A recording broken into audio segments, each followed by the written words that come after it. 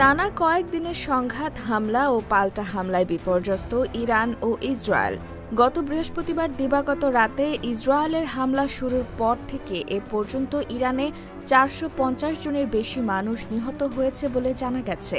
তবে সংঘাত আরও খারাপ পরিস্থিতির দিকে যাওয়ার আশঙ্কা করা হচ্ছে। সম্প্রতি ইরানের সর্বোচ্চ নেতা আয়াতুল্লাহ আলী খামেনির বিষয়ে নিজেই বার্তা দিয়েছেন মার্কিন প্রেসিডেন্ট ডোনাল্ড ট্রাম্প, আর এরপরই মুখ খুলেছেন খামেনি।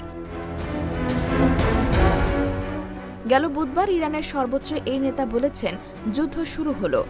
সোশ্যাল মিডিয়ায় দেওয়া এক পোস্টে তিনি এই বার্তা দেন বলে জানিয়েছে সংবাদ মাধ্যম Al Jazeera.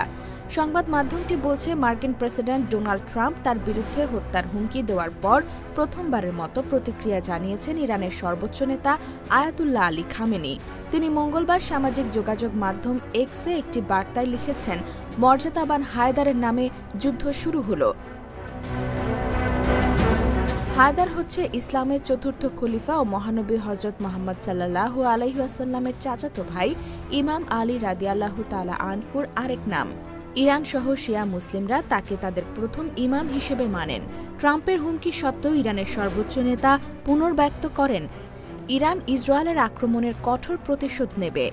Ayatollah Ali Khamenei এক্সে ইংরেজিতে লিখেছেন, আমাদের সন্ত্রাসী ইহুদিবাদী শাসন ব্যবস্থার বিরুদ্ধে কঠোর জবাব দিতে হবে। আমরা ইহুদিবাদীদের কোনো দয়া দেখাব না।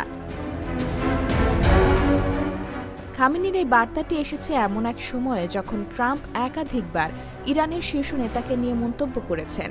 মঙ্গলবার ইরানের সর্বোচ্চ নেতা আয়াতুল্লাহ আলী খামেনির বিষয়ে ইঙ্গিত করে প্রেসিডেন্ট ডোনাল্ড ট্রাম্প কিছুক্ষণ আগে সামাজিক মাধ্যমে এক পোস্টে বলেছেন, আমরা ঠিক জানি তথাকথিত সর্বোচ্চ নেতা কোথায় লুকিয়ে আছেন। মার্কিন প্রেসিডেন্ট বলেন, তিনি সহজ লক্ষ্যবস্তু, কিন্তু সেখানে নিরাপদ।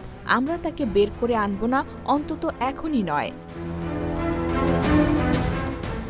প্রেসিডেন্ট ট্রাম্প আরও বলেছেন, কিন্তু আমরা চাই না বেসামরিক নাগরিক বা আমেরিকান সৈন্যদের ওপর ক্ষেপণাস্ত্র নিক্ষেপ হোক। আমাদের ধৈর্য ক্রমশ হ্রাস পাচ্ছে। এর কিছুক্ষণ আগে দেওয়া আরেক পোস্টে তিনি বলেন, ইরানের আকাশসীমা আমাদের নিয়ন্ত্রণে।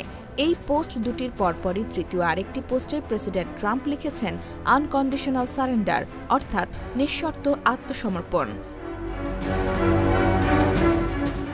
IBTV USA, new York.